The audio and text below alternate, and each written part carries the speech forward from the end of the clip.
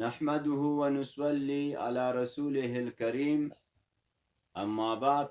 السلام علیکم و رحمت الله و برکاته.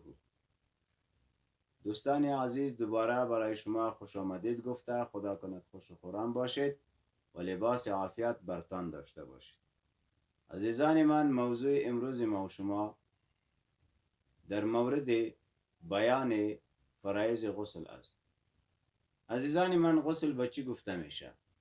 شستن تمام بدن را غسل میگوید و همچنان در غسل 3 چیز و یا 3 عمل فرض است. اول مزمزه نمودن، دوم استنشاق، سوم شستن تمام بدن. مزمزه به چی گفته می شود؟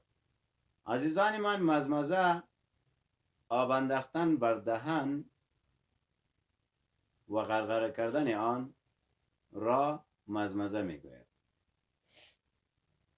استنشاق آب انداختن در بینی و پس دور کردن آن را استنشاق می گویند.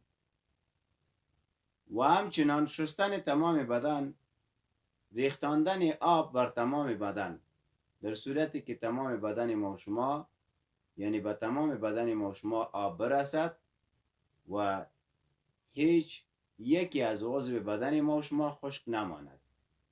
این را شستن تمام بدن میگوید. عزیزان من، این بود 3 فرایض غسل که برای شما در موضوع امروزی بیان شد. تا ویدیوی بعدی شما دوستان را به خداوند متعال میسپارم. شاد و موفق و کامگار باشید.